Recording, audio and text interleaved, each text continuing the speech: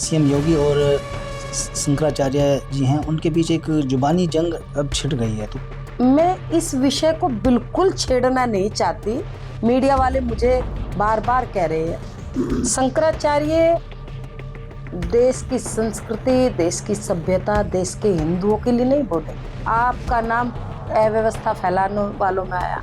एक शिकायत तो है प्रशासन से, जो मारपीट करने के बाद उस बच्चे की जो चोटी खींची, ये गलत हुआ है। सीएम योगी ने उनके शंकराचार्य होने के प्रमाण मांगे, तो शंकराचार्य भी तो मांग रहे हैं योगी जी से प्रमाण। कम कौन है यहाँ? योगी जी को चैलेंज करेंगे शंकराचार्य। अखिलेश के शासन में भी तो किया था इन्होंने, चैलेंज भी किया था, धरना प्रदर्शन भी किया था।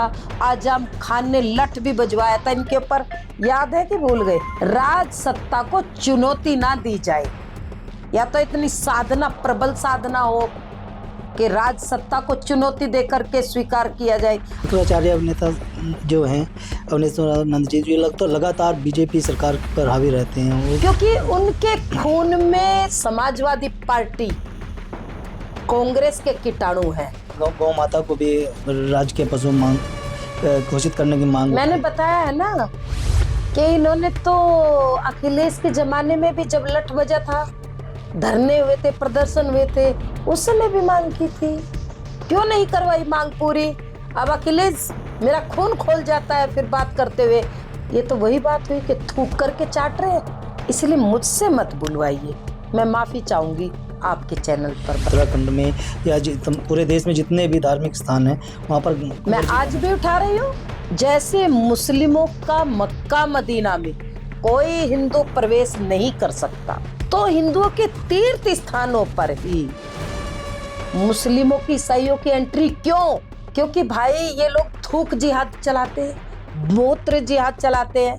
मदरसों और गुरुकुल स्कूलों या संस्कृत स्कूल कॉलेजों की बात करें, कोई आज तक पूरे विश्व में, चैलेंज कर रही हूँ आपके चैनल पर, पूरे विश्व में एक गुरुकुल का बच्चा आतंकवादी मिला है क्या?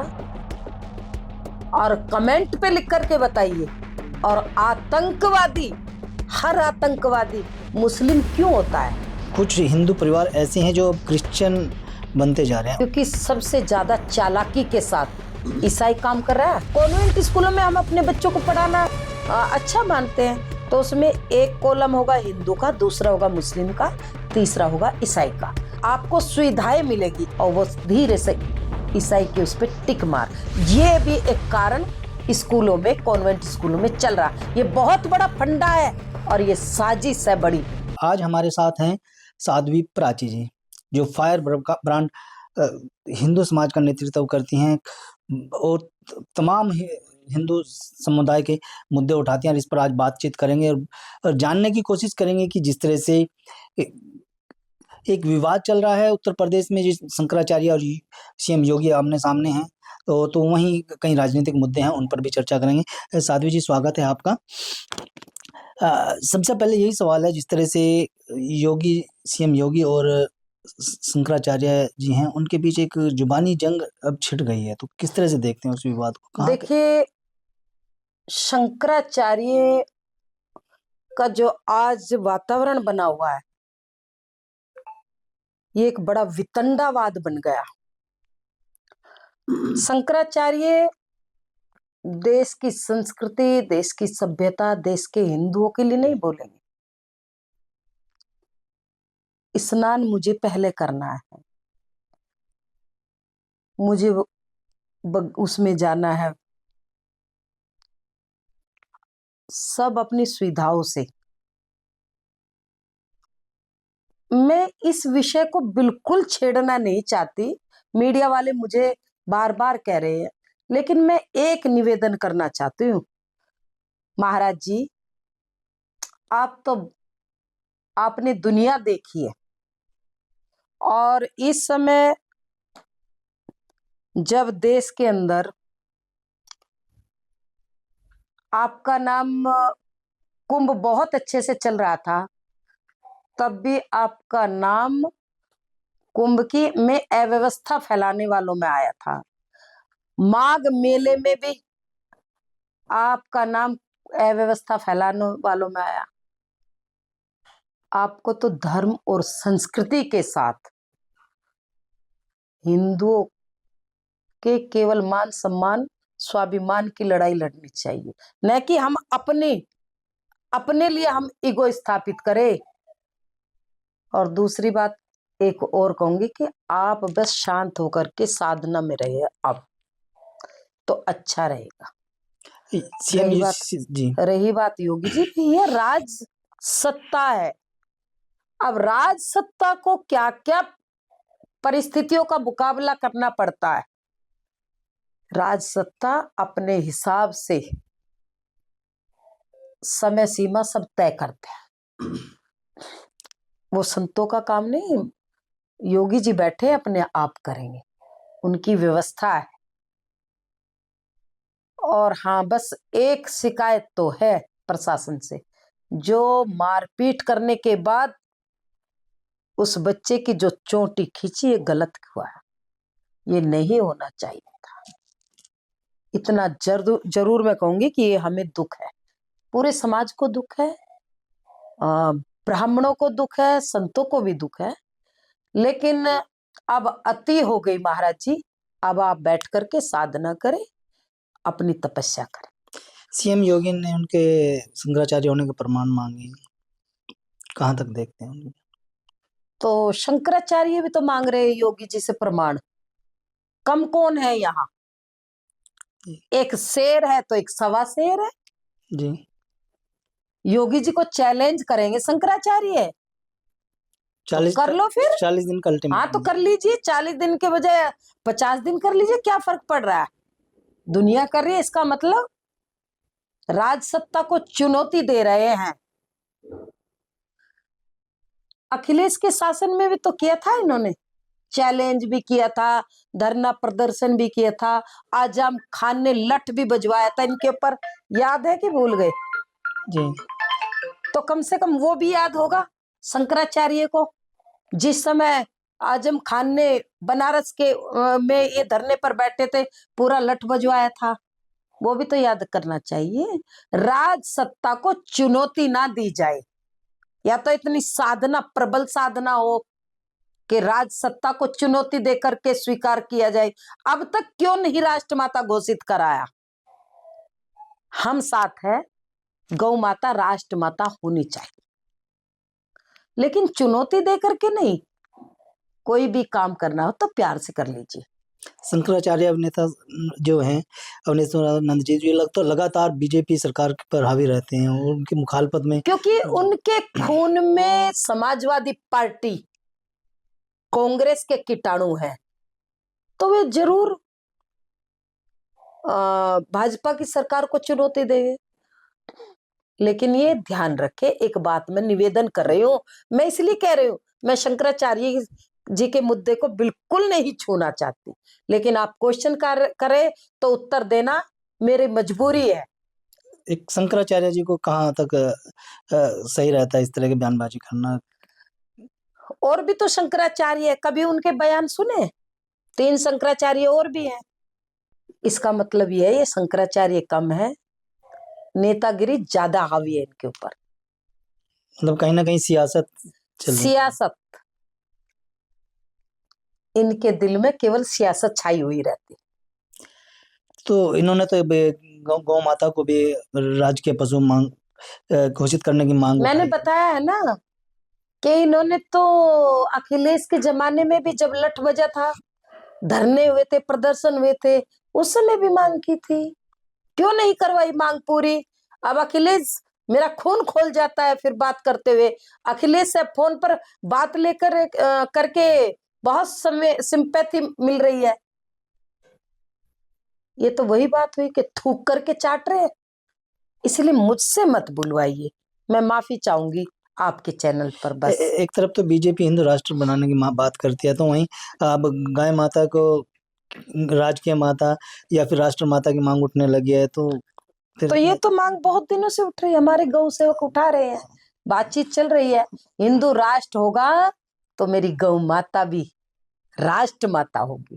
हिंदू राष्ट्र बनेगा तो निश्चित रूप से गौ की हत्या नहीं होगी। इसीलिए तो हिंदू राष्ट्र जरूरी है। गाय का मीट को खुलेआम काटा जाता है, उसको मांस को खाया जाता है, बेचा जाता सवाल ये नहीं है कि बीजेपी की सरकार हो तभी गौ हत्या बंद हो जाएगी। 70 सालों तक जिन्होंने राज किया उन्होंने क्यों बंद नहीं की? उस समय भी हमने तो आवाज तो उठाई थी, हम आज भी आवाज उठा रहे हैं, ऐसा नहीं है। मैंने आज भी हिंदू सम्मेलन में आवाज उठाई है और उठाती रहूंगी। न जाने वो दिन कौन सा होगा जब भगवान कृष्ण की हमारे ऊपर आशीर्वाद होगा और गौ माता राष्ट्र माता घोषित होगी। है। आपके द्वारा 3 साल से मांग की जा रही थी उत्तराखंड में या पूरे देश में जितने भी धार्मिक स्थान है वहां पर मैं कुंवर जी आज होना भी चाहिए। उठा रही हूँ। जो मुद्दे हैं उनको उठाइए, प्यार से उठाइए और जरूरत के हिसाब से उठाइए।